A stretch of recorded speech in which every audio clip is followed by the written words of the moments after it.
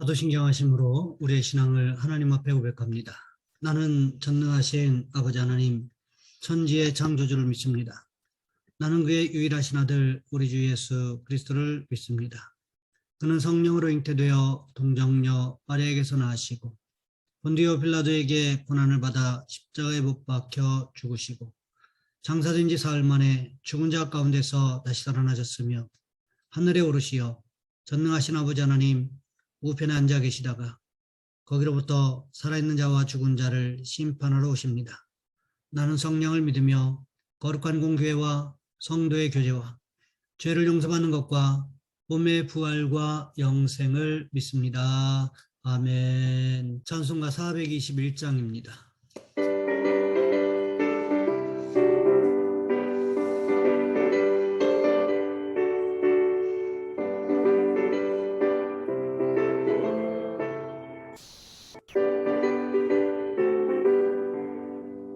내가 예수 믿고서 제사함 받아 나의 모든 것 다 변했네. 지금 내가 가는 길 천국길이요 주의 피로 내 죄가 씻겼네.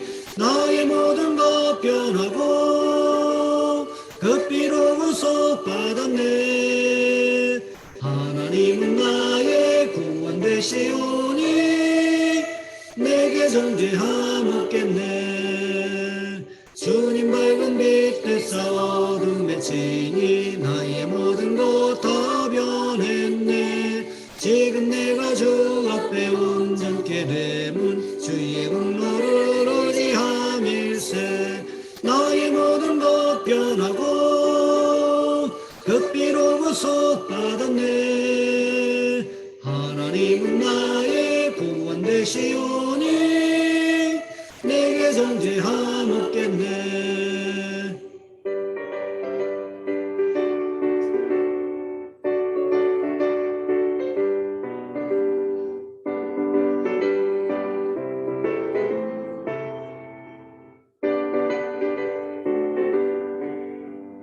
내게 성령이 임하고 이끄신 사랑 나의 맘에 가득 채우며 모든 공포 내게서 물리치시니 내 맘 항상 주 안에 있겠네. 나의 모든 것 변하고 그 피로 구속받았네. 하나님은 나의 구원 되시오니 내게 정죄함 없겠네. 오늘 말씀 열왕기하 22장에서 보겠습니다. 열왕기하 22장 1절로 7절까지 말씀입니다. 제가 가진 성경은 구약 성경 601쪽에 있습니다. 제가 봉독해 드립니다. 요시야가 왕위에 오를 때의 나이가 8세라 예루살렘에서 31년간 다스리니라. 그의 어머니의 이름은 여디다요 보스갓 아다야의 딸이더라. 요시야가 여호와 보시기에 정직히 행하여 그의 조상 다윗의 모든 길로 행하고 좌우로 치우치지 아니하였더라. 요시야 왕 8세의 왕이 부슬람의 손자 아살리아의 아들 사기관 사반을 여호와의 성전에 보내며 이르되 너는 대제사장 힐기야에게 올라가서 백성이 여호와의 성전에 드린 은 곧 문지킨 자가 수납한 은을 계산하여 여호와의 성전을 맡은 감독자의 손에 넘겨 그들이 여호와의 성전에 있는 작업자에게 주어 성전에 부서진 것을 수리하게 하되 곤 목수와 건축자와 비장에게 주게 하고 또 제목과 다듬은 돌을 사서 그 성전을 수리하게 하라. 그러나 그들의 손에 맡긴 은을 회개하지 말지니 이는 그들이 진실하게 행함이니라. 아멘. 오늘 본문의 말씀을 가지고 믿음으로 행하면 이라는 제목으로 함께 말씀을 살펴보겠습니다. 유명한 앤소니 드 멜로가 쓴 기도에 관한 책 중에 개구리의 기도라는 책이 있습니다. 책에 이런 이야기가 있습니다.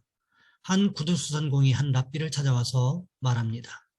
제가 아침 기도 시간을 어떻게 지키면 좋을지 좀 말씀해 주십시오. 저희의 고객들은 가난한 사람들이라서 구두가 한 켤레씩밖에 없습니다. 그래서 저는 그 사람들의 구두를 저녁 늦게 받아서 거의 밤새도록 고칩니다. 새벽녘이 되어서도 아직 할 일이 남아있지요. 가난한 사람들이 일하러 가기 전에 구두를 준비해 놓아야 하니까요. 그래서 여쭙는 겁니다. 제가 아침 기도를 어떻게 해야 되겠습니까? 지금까지는 어떻게 했나요? 어떤 때는 기도를 빨리 해버리고는 다시 일합니다. 그런데 그러고 나면 마음이 언짢습니다. 또 어떤 때는 기도 시간이 그냥 지나가 버리게 합니다. 그러고 나면 또 뭔가 허전하게 느껴지고요.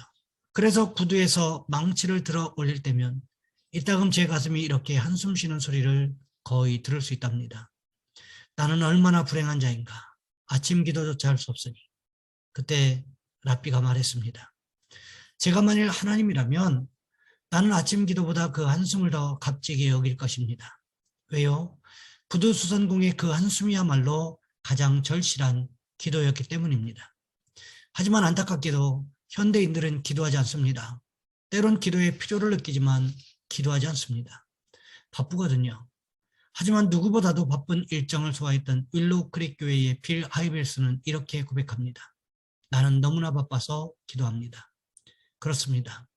너무 바쁘기에 기도하지 않고는 살아갈 수 없는 신앙인의 역설. 이것이야말로 믿음으로 살아가는 우리들의 모습이어야 하지 않을까요?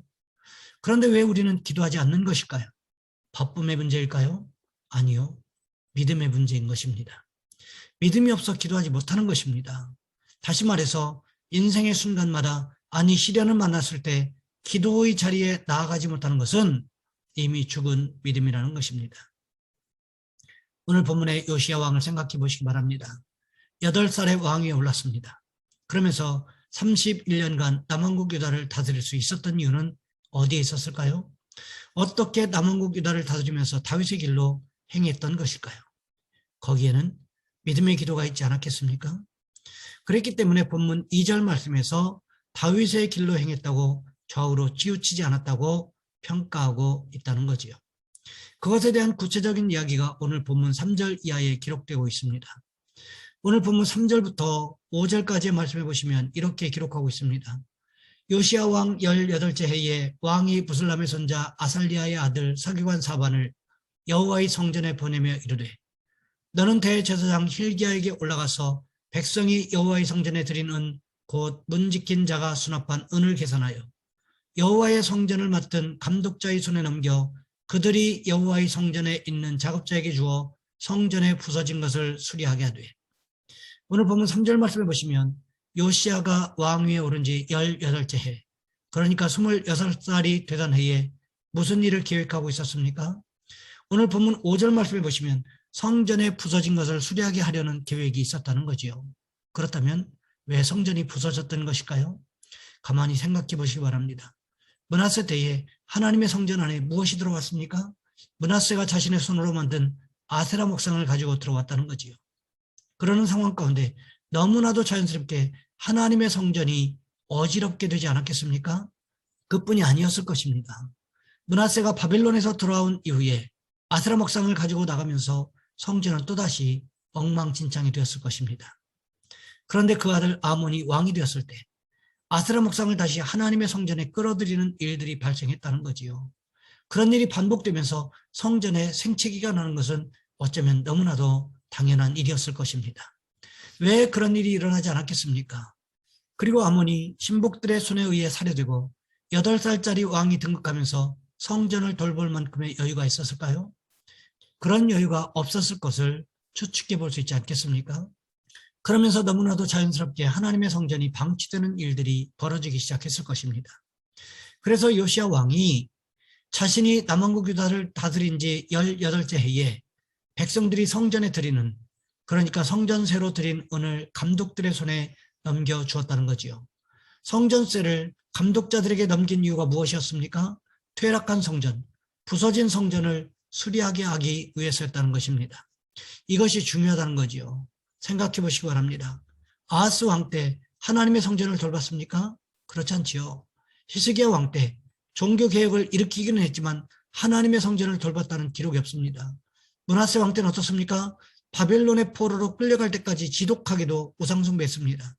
성전 안에 아스라 목상을 끌어들일 정도였습니다. 바벨론에서 돌아온 이후에 우상숭배를 척결하려고 했지만 성전은 관심 바뀌었다는 거지요. 아몬 왕도 마찬가지였습니다. 아몬이 다스린 지 2년 동안 우상숭배하다가 성전을 돌볼 틈이 없었다는 거지요. 그러던 중에 퇴락한 성전이 요시야 왕의 눈에 들어왔다는 것입니다. 그래서 그동안 거둬들였던 성전세를 가지고 성전을 수리하기로 마음먹었다는 거지요. 그 당시 성전에서 일하는 사람들이 얼마나 정직하게 일했던 사람들이었던지 전혀 돈을 회개할 필요가 없었다고 성경은 기록하고 있다는 것입니다. 이런 마음을 먹는다고 하는 것이 쉬운 일이었을까요? 그렇지 않습니다. 아무리 기도하러 오라고 해도 아버지와 할아버지가 완전히 폐허로 만들어버린 성전에 사람들이 오지 않을 것은 너무도 뻔한 일이었습니다. 또 헌금을 하지 않을 것이라는 것을 너무 쉽게 추측해 볼 수 있을 뿐만 아니라 정직한 일꾼을 만난다고 하는 것은 하늘의 별 따기처럼 어려운 일일 수도 있었다는 거지요. 하지만 요시야가 얼마나 신실하게 성전을 드나들면서 하나님 앞에 기도하고 예배했던지 신실한 사람들이 요시야 왕 주변에 모여들기 시작했다는 것입니다. 사실 요시야 왕이 하나님의 성전에 관심이 있었던 이유가 무엇이었을까요? 다윗의 소망이 무엇이었습니까? 다윗의 소망은 성전을 건축하는 일이었습니다. 이 마음을 품고 있는 것이 너무 좋다고 나단 선지자가 칭찬할 정도였습니다. 하지만 하나님께서 다윗의 손으로 성전 짓는 것을 막으셨습니다. 왜요? 너무 많은 피를 흘렸기 때문이라는 거지요. 다윗은 여기서 절망하지 않습니다. 아들 솔로몬의 때에 지을 성전에 대한 모든 준비를 다 하기 시작합니다. 자재들을 모으기 시작합니다. 그뿐만이 아닙니다. 성전을 건축할 때 필요한 돈을 모으기 시작했습니다. 설교들을 준비하기 시작합니다. 성전 건축에 필요한 모든 것을 다윗의 손으로 준비했다는 것입니다. 이런 다윗의 길을 누가 걸어갔다고 말하고 있습니까? 오늘 보면 2절 말씀해 보시면 요시야 왕이 바로 다윗의 길로 행하고 좌우로나 우로나 치우치지 않았다고 기록하고 있다는 거지요. 그렇습니다. 하나님 앞에 믿음으로 반응했던 다윗처럼 요시야 왕도 하나님 앞에 믿음으로 반응했더니 무슨 일이 벌어졌습니까? 성전을 수리하려고 계획하고 있는 요시야 왕 주변에 신실한 일꾼들이 모여들기 시작했다는 것입니다. 일은 누가 하는 것입니까? 하나님이 하시는 것입니다. 사람이 하는 것 같지만 결국 모든 일은 하나님이 진행하신다는 것을 우리는 기억해야 한다는 거지요. 그렇다면 우리는 어떻게 해야 하는 것일까요? 다윗처럼 하나님 앞에 진실하고 성실하게 살아가는 저와 여러분 우리 모두가 되시기를 주님의 이름으로 부탁을 드립니다. 이 시간 우리 한 목소리 함께 기도하겠습니다.